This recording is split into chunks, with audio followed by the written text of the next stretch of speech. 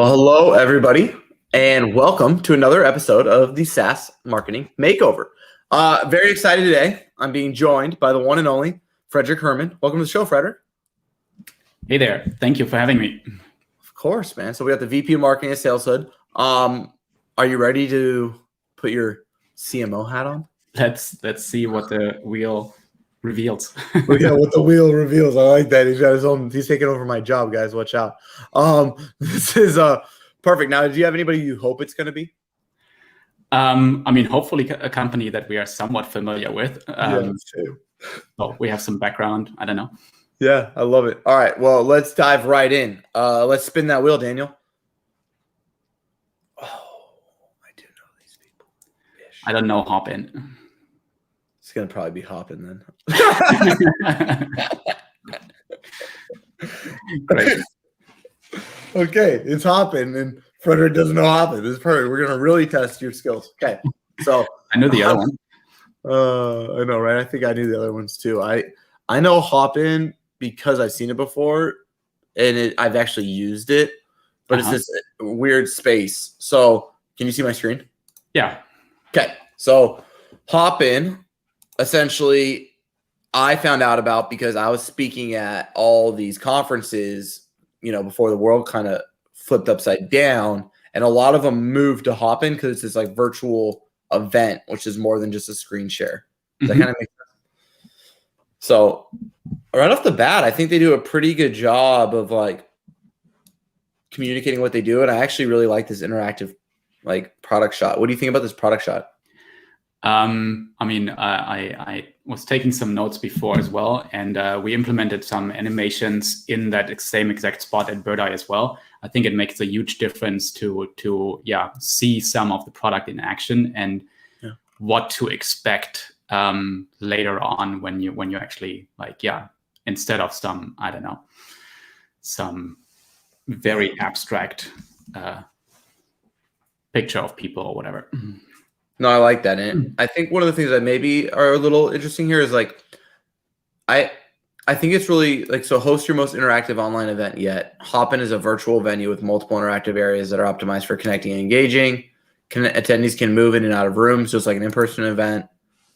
High show-up rates, low drop-off rates, and happy attendees. I think usually when I do this type of copy, I kind of want to do you see how they keep changing it like this? I think it's cool that I get to see the product, but I think I might want it more focused on like to speak. So it's a unified. Does that make sense? So it's like a unified value prop. And I would shorten the copy a little bit as well. It feels text heavy, like a little punchier in regards to. Yeah, I usually I have like a 3-line limit, I guess, to a certain extent before I do a page break. So something more. I guess I didn't quite get there, but like something. Let's see if I can do it like this. Something that looks more like that copy-wise, if that makes sense. Exactly. Much easier to digest. And then I usually try to just do 3 bullets. Once again, like see how that's a little bit more accessible. Much more. And even the headline could be like if it's 1 line or maximum 2, that would look better too. Yeah, and so we do something like this, right? The platform optimized for connecting, which is really what they're trying to say. They just kind of accidentally add a lot of fluff, and then you can say it like that, right? And at this point, maybe being actually, I'm paddling back. The animations, it feels a bit much. That's what I was trying to say. Yeah, that's what I was saying. Like, I want to focus. Like, give me like the best screenshot for connecting, if that makes sense, right? Like, and like focus it a little bit more to that experience. Yeah. Or then have 1 loop and take a break and then loop it again in 10 seconds or so. So it's not like now I'm trying to read the text, but the thing keeps moving and moving and moving. Yeah, and you don't know where it went. Have I seen this one before? You're like, is that the same as this one? I feel like I've seen her. Oh yeah, she's here again. You know what I mean? It's kind of this like, and then build your next event in just minutes. I don't really understand what they're trying to communicate to me. So it's create events.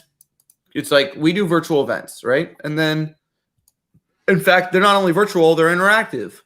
But is it virtual events in regards to like meetings, webinars, or conferences? So I'm not 100% certain or sure if it's a conference platform or is it a meeting platform? Yeah, I think it's a conference platform, and they're trying to treat without tying it to conference. So they're saying event. I think it's ubiquitous. I don't know if I struggle with that, but I get what you're saying. I guess I know it. You're right, though. Do you know if this is a Zoom competitor or is this a conference software competitor? Exactly. Yeah, I think that's a good point. And then they have this ease of use. So I think it's just what I'm trying to say is like I think it's weird. It's like interactive, connect, ease of use. I'm not sure if they totally mapped out their true value props, if that makes sense, because like I feel like uptime and consistency and like a lot of the horrors is like when like because I did this, by the way, I was like 20 minutes into a speaking session and half the people could hear me and half couldn't. Like that, like I'm pretty close with conference organizers, so I talk a lot. yeah. I'd say they're very risk averse. Like they want to make sure they don't end up with like egg on their face. That kind of makes sense. Yeah. Is that somewhere else on the site? I don't know. That's what I'm trying to say. Like I'm just trying to understand. Like I think Hopin is a cool product. I just wonder if these are the value props. Like, is the number one reason why someone's using Hopin because they're trying to virtually connect people, or that they just want the best, most consistent software for events? Well, that's kind of like a product marketing task to interview customers and find out what are the main reasons why people choose Hopin over other solutions, and then focus and hone in on those kind of messages that your customers are relating to you. And I mean, you had another session where it's all about use the words that your customers are using to describe you as well. And there you will also see the key value propositions that your customers are focused on. And 100%. maybe it is consistency and uptime, and we have all these great customers that trust us, and we have hosted all these, I don't know, thousands of events very successfully.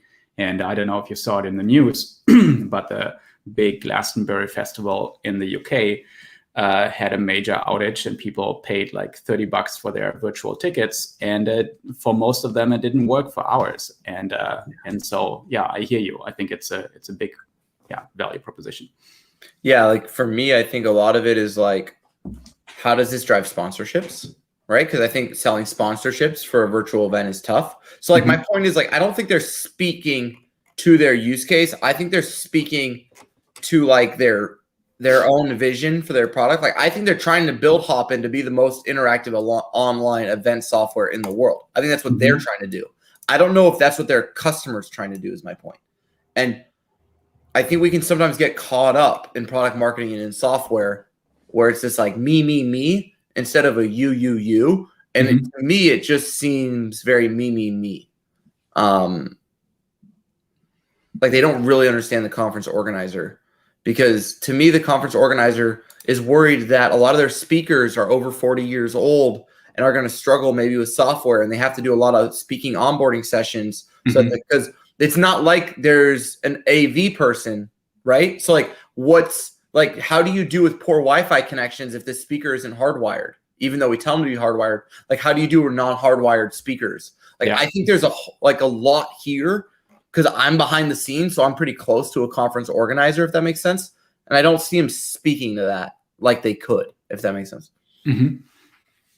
Now, let's check out their features. Yeah, let's look at the top menu. Sometimes it gets really, really cluttered. I like the overview. Building integrations is also something that I noted earlier. Very important. Maybe you can click on that. If I choose a solution, I want to make sure that it works with my current tech stack. So if I'm using, like we do, Salesforce, HubSpot, and some other solutions, show me that you integrate with them. That's pretty cool. So they do a good job there. Marketo, which is important. it doesn't look like a lot yet, but it No. seems like they're covering the biggest ones. Well, especially because I'm thinking like, what do you need to integrate for an event? And I think these are obviously the biggest ones, like Cvent, HubSpot, Salesforce, Twitter, Marketo, LinkedIn. Do they have LinkedIn? LinkedIn would probably be a good one, I'm guessing. It seems a little low on the social side. I'm a huge fan of Typeform. I think it's an amazing company. Yeah, I actually did one with Typeform. I did an audit of them, actually. They're really cool. Yeah. So then we have solutions, which I think was your thing earlier, right? Conferences and summits, expos and trade shows, recruiting and career fairs. I think they do a good job here. I would probably I would put that on the homepage. 1,000%. And I would call this use cases because I think that's a little bit more clear. Like a whole full page with section that talks about use Hopin for X. Oh, they have that, by the way. They just didn't market it very well, but they do have that checked out. Yeah. I don't think you connected those dots. I know. There was just like stuff scrolling. Like it could have been, I don't know, blog posts or I don't know, something else. The dangers of interactive design is our minds just go, is that like, right? Like once it starts moving, we're like, Yeah. Okay. And then let's see about. It's weird when they put don't most people put about on the far left? Am I crazy? I mean, usually I go there to find out about the product, so I'm okay with the about section. I mean, sometimes I would even put it further to the right as kind of like the last item. If you want to hear more about the company and the founders, that's kind of like, Why Hopin? I think it's kind of cool. The benefits of hosting. Yeah. Ready in minutes. See, like I don't know if anybody. How do you feel about the switch between black and white? That seems obviously extremely contrast rich. Yeah, I think it's probably just they haven't fully developed their brain guide because they're still using all these solids, if that makes sense. Like they could maybe add a little texture. Like if you look at mine, like I do a lot of white to black, but see how I add the textures and like the nuance to it? Yeah. See how like even this black has a little bit of nuance to it? Yes. I think we might be missing that, so it comes off a little less maybe than it could. Yeah. Want to learn more? Contact us. Watch demo. Clear CTA. Typical SaaS CTA to request a demo or watch a demo. But they have different ones. Let's talk about this because look at this. So we're on Y. So check this out. We got watch a demo, contact sales. If we go to homepage, we have request a demo and sign up free. So when you have all these things, what have you found? Is it difficult? Okay, so I like this. This is really simple. Single like click through social. And then I've got request demo. Like, what have you found? Do you know what I'm saying with like those two paths? With the two CTAs? Yeah, exactly. Because they're both sales action CTAs, in my opinion. So there's not like there's no way for me to engage with Hopin, I feel like, unless I'm ready. Like, what do you feel about that? Like, that's what I kind of say. Like, could someone engage with your brand even if they weren't ready for a sales action? I would love to see that. I mean, there's a lot of talk about the kind of like product-led growth, and what would it look like if you could take me a little bit more on a product tour? I mean, that's what I would love to see to kind of like in experience, and maybe it's not just a demo, maybe it's an actual page, and it takes me onto a tour, like to better understand what to expect from Hopin. What are the different features? What they could do that, right? They could take that exact same thing they have right here, but see how they have this white plain background. They could replace it with a product screenshot, and I bet you they'd throw the click-through rate through the roof. You see what I'm saying? And the demo form looked daunting. Looked very daunting. Yeah. So too much. We all know that, like, I don't know, company name and title you can so easily enrich from Clearbit, ZoomInfo, Seamless, whatever. That's not really something that you should be asking anymore. I'm on the same page as you, brother. Like you, I get a lot of these, and I've been there. I think for me, it's more like this is an explicit for your own routing type question. So any questions that are truly just for us, I usually try to figure out how I can remove, if that makes sense. Especially your region. Yeah. I mean, you should be able to create a workflow either in HubSpot or Salesforce that assigns it to the right reps. Yeah, like HubSpot has auto enrichment now. You don't even need to they'll tell you where the company's located and get you the right. Yeah. So it seems maybe, I don't want to use the word lazy, but it may be a little not thought out enough. Yeah. Or so they're just not investing in focus tech. a lot on this. I mean, it's clearly the number one CTA, and simplifying this to be just like 3 questions: first name, last name, email, and maybe phone number. Yeah, and I don't like so it's Saleshood, right? So let me show you. Like, I like what you do here more actually, which is something I've done a lot, which is you're like essentially pitching the watch demo. Yeah. So like, where'd that one go? I like your watch demo CTA better. I'm trying to, where the hell did it go? All right, let's see. Yeah, I like this way better, man. Mm-hmm. Because now I get inspired, fill out a form. Because the thing is like, I call it psychological friction, right? Like essentially you're asking someone to request a demo, but you're giving them nothing in return. You haven't given them anything yet. And there's no immediate satisfaction. Like if I'm going to give you my info, I want to get something back right now because I'm in the process of evaluating, hence why I'm on your website. I want them to be able to take that evaluation process to the next step within their control. And you can't, if it's just request a demo, someone will get back to you in 2 business days. Yeah. Like that's just a crappy experience in 2021, in my opinion. Like we need to be able to do better than that. And if you're already in the comparison mode, if you go to birdeye.com, right below the kind of like above the fold section, you have kind of like the different, they just changed their website. Of course. Scroll down a little bit. There was a whole, like, there are the different like use cases. I see. And so, and I can be like, I want to be found online. And they're like, cool, here's how you do that. And then you can dominate local SEO. And then you still have I don't want a demo. Let me really see how the damn thing works. And this is your value prop moment, right? Yeah.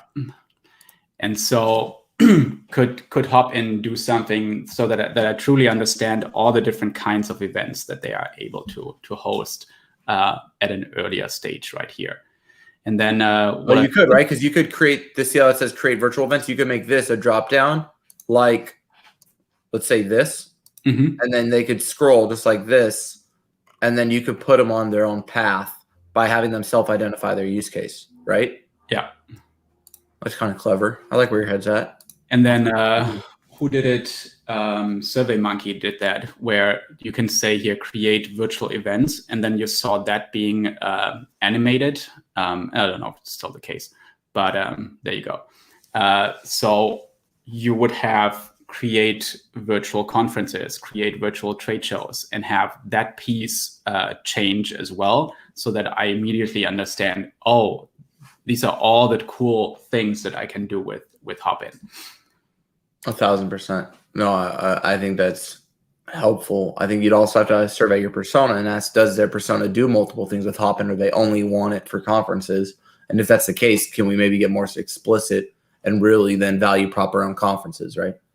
And then super common in SaaS, you have it, we have it, Birdeye has it, and the white space is staring at us right here is kind of like the third-party validation and social proof. Yeah. Put some logos in there of your biggest customers so that they hide them right here. Well, it's kind of like hidden, and the next section says as seen on TechCrunch and so on. Yeah. So I would put that right above the main fold right there, and make me feel comfortable. You're working with all these great companies. You hosted all these great events. I'm in good hands here. They are the most professional company that I could choose to host my event. That's why I want them to talk about uptime and things like that, because I think those are the critical things that build that purchase confidence. I also think I hate login in the menu. I just don't like using it for that. I'd rather see how they're hiding case studies. I'd rather have them have customers or case studies right here instead. Okay. Yeah.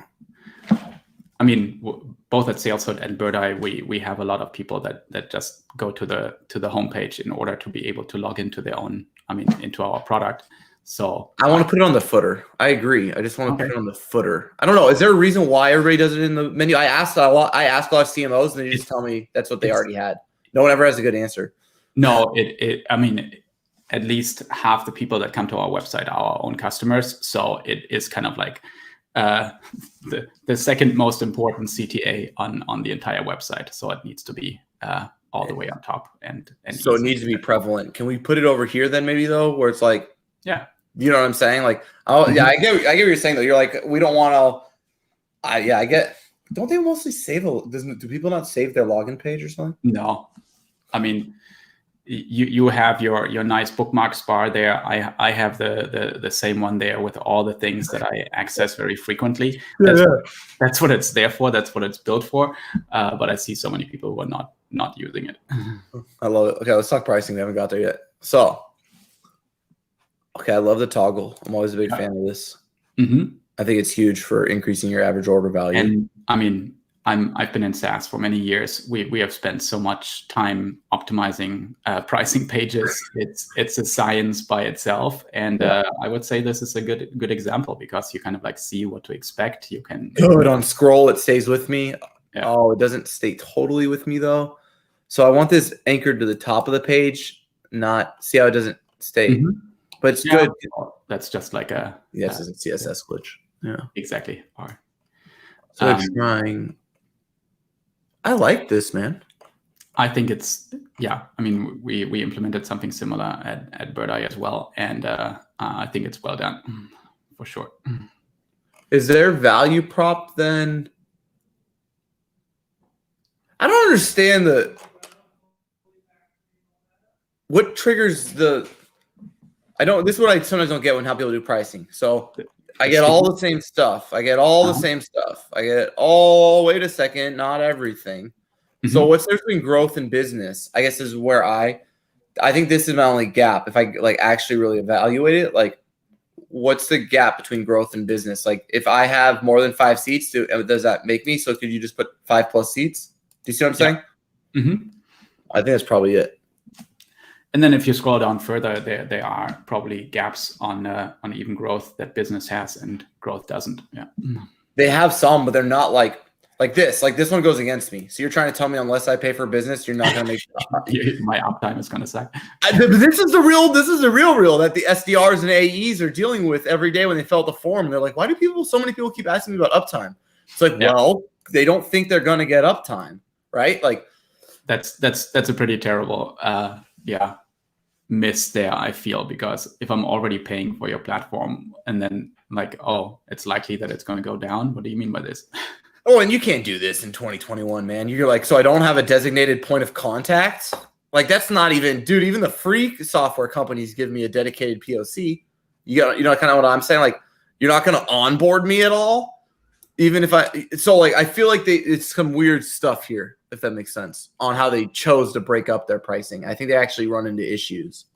But overall, as a pricing page, I still get a good understanding of what to expect. I mean, some SaaS companies don't show any pricing, or it's The pricing design is beautiful. I completely agree. I'm just like, I just know because this is what my team does. They come to me with this stuff, right? Like I don't buy anymore. Like my team buys, and they come to me, and I'm looking at it, and I'm like, so are you telling me that this one isn't going to be up? Like this, you know, like this is the way I feel like the purchasing decision works, and that's why I'm like, woof, we got a little gap right here that if we tighten this up, I bet you it would have a huge impact for them. And I know it sounds silly, but like, what do you think this is on their traffic pages of their whole website? Top 3, top 5? I would say top 10. Okay. Maybe top 5. Oh, and now they're also events and Hopin Connect without limits. Oh, this is an events platform. It's like an Eventbrite. Yeah, Eventbrite Meetup. They're like, this is like their demand gen engine, if that makes sense. It seems like. Interesting. Okay. Yeah. I guess that makes sense. So if you did product-led growth, if I was Hopin, I would run like really awesome events for all my verticals and then host them all on my own platform and then sell. So I would do like event hosting event. I would do conferences around hosting conferences for all my different industries. And I bet that could be huge. So I could tie my product right into my demand. Does that make sense? Yes. I mean, something that you are big on, and you do a lot of speaking opportunities and thought leadership and so on at Directive. Let's have a quick look at their kind of like content. Yeah. So you got case studies, blog. Come on, baby. Where's my categories? Let me filter. So yeah, I think like I want my categories here, if that makes sense. Let's see how we did this, because Brian just did a rebrand. Let's see how Brian did. We can check him out. So you'll be able to go to resource library, and then you'll see featured insights, and then you can explore the entire library. So I think it's a pretty good example. And then his blog by topic. Yeah, so he has this stuff. Good work, Brian. So nice. You know what I mean? Like, this is just an example. Yeah, we might want to create categories. What do you think? Yeah, and I'm sure they already exist anyways, because most that's how the CMS works. Exactly. So they would just have to make it more visible. Nah, bro, I don't even know if they have case studies. I mean, I don't know if they have categories in me. At least not on the page. Yeah. It's kind of crazy because they're not running in a subfolder layout, and they don't have it as a permalink structure or anything. Interesting. Yeah, I like the 4-minute read. I think that's really cool. I don't love though the this to me is kind of lazy content marketing, and I will use that word because it's like instead of truly understanding our customers, we're just going to talk about ourselves. And it is kind of their blog strategy if you do look, right? Like it's a lot about Hopin. Yeah, and I'd love for them to do more around conference organizers, if that makes sense. Yeah, I mean, in the end, you want to provide solutions or answers to pain points of your target audience. And so if I'm a conference or event organizer, then help me create the best, most interactive, most suitable event possible and focus your content on that. Yeah.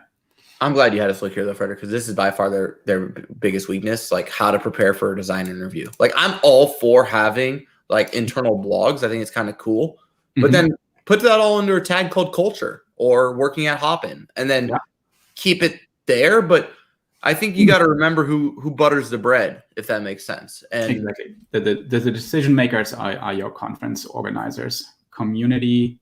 Okay, I love community, especially with this play. Let's see if it really is a community, because like create a topic. Is it more of a help desk? No upvotes, no comments in the last week. I think this is not the best way to go about community. I think we've actually launched a successful community. I never thought I'd say that, in the sense that like it wasn't really something that was intrinsically a part of our thing. And we were in this Slack group called Society that's been really successful for us. I saw that you're kind of like it's sponsored by Society, and it's your community. I think communities are great, but they're actually not easy to pull off. We have a sales enablement community as well. And so, yeah, I mean, to actually like really create engagement there and have people interact with one another, Growth Hackers is actually a great community I've been part of for a very long time, growthhackers.com. Yeah, I mean, it's not easy to do, especially if it's not your focus of your company. Yeah, we developed our community because I wanted a way to engage with people who might not be ready to pay for us, right? So if you're a premium vendor, but you're also concerned with trying to take market share, you need a way for people to engage with you, even if they're not ready to buy. And I think the way we used to do it was blogs, but I do frankly think a lot of the blog game is kind of dying because it doesn't create this ongoing conversation, and it's not immediate. You can't just reach out to the blog and get an answer to your question like you can with a Slack group, right? So we have like our consultants do free consulting in our Slack group. That's all it is. No, it's like you get a taste. It's like kind of product-led growth in a professional services business. Yeah, and you're showing your thought leadership and your expertise. Yeah, and we just closed Varonis, which is a massive enterprise publicly traded SaaS company, and they were a big part of our community. So I know it works. So I think they could probably try something maybe a little different here. What about this Learn thing? Because I also have Institute, right? So I have Directive Institute where come to Hopin Learn, register for upcoming workshops. See, this to me is their good. This is their good content, actually, Yes, right? Like absolutely. How to enhance your event technology. That's the first thing I've seen that speaks to their audience. I mean, that's a lot. And how to build your event. Yeah. They should put that front and center. I mean, this could go on the homepage if you ask me, right? Like how to like you can put your top 3, and it looks like they're recurring, right? So like they kind of like on the 26th, she's doing one. On the 27th, he or she or they are doing one. What I don't know who's hosting it. I just saw this lady. But I think that's great content, to be honest. How to market your online event, how to host the most successful online event. Absolutely. Yeah. This is it right here. Like they got their content, right? I mean, that's the key to any event. I mean, if you put so much effort and money into something and then nobody shows up, is chicken or the egg, right? Kind of thing. Yeah. So the tree falls from the forest. I love it. So in closing, Frederik, you're the CMO of Hopin. Congratulations.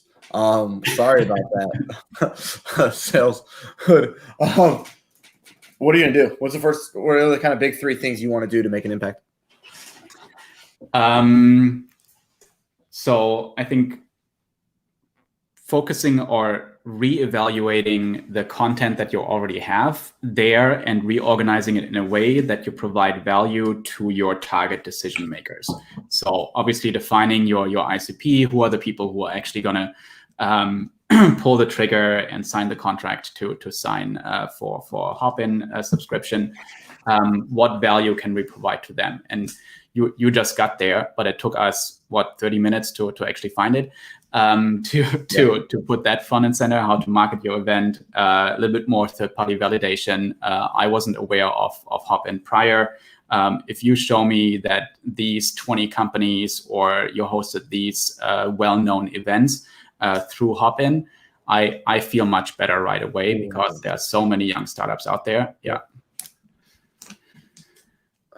So third-party validation, putting the right content front and center, and then I would simplify copy and animations. I mean, I'm happy that we saw the animations. That's awesome, but I think it was a little bit overkill. And then simplifying copy to make it easier to digest what they're trying to get across. I love that, Frederik. I mean, to recommunicate what we said, right? I was like, I think social proof is great, but what if we use the name of the event as social proof, not just the company? I thought that was a brilliant idea. Content, brilliant in the sense that we do actually have good content. It's just so far gone. You have to find it. I think the big thing though that we like, I don't think they've truly done their product marketing right. Like I do think there's a gap in their product marketing where they truly understand. I don't think they're speaking to a conference organizer. I think they're speaking to the conference organizer they wish existed. In other words, I think they want to be the most interactive, collaborative. And what if we took the physical world and we could recreate it digitally? And that's Hopin. And then the conference organizer's like, what if you could give me something that had 100% uptime, old speakers could figure it out, and you increased my attendance? Yeah. And they're like, well, what about connectivity? They're like, yes, I want to be connected to Wi-Fi. Do you know what I mean? Like, I think they're so utopic that they might be missing some of their most valuable features, if that makes sense. And something that we identified very early on, and you being more in tune with the kind of like industry of hosting conferences, you saw right away that it feels like they're missing some opportunity there to speak more directly to the decision maker and addressing their pain points. And I mean, that's easily addressed by doing proper customer interviews and finding out what your buyers cared about. I mean, why win-loss analysis is so critical to understand. Why did people purchase? Why did they decide to purchase Hopin? And then also asking the ones that maybe chose another solution, and why did they? Yeah. I love that. Well, Frederik, this has been amazing. Great insights, great engagement, truly awesome show. Thanks for being here. If anybody wants to follow along with your journey, how can they do that? I'm on all social media, easily findable through my first name, last name, Twitter, LinkedIn, everywhere. Feel free to connect. There they are. And saleshood.com is a sales enablement platform, all in one, purpose built. And was really a pleasure to be on the show and do this. I think it's a great format. And it's awesome that you're already in season 3? Yeah, keep going, man. I like this. Any more compliments? No, yeah. Great. And, thank you. Yeah. I actually met Garrett in Palo Alto a couple of years ago. Directive is an awesome digital marketing SEO agency and your partner for growth. I love it, man. Clip that, boys. Clip that. All right. Well, thank you so much, Frederik. This has been amazing. Thanks so much for being on the show. And that right there is another episode of SaaS Marketing Makeover. Bye, everybody.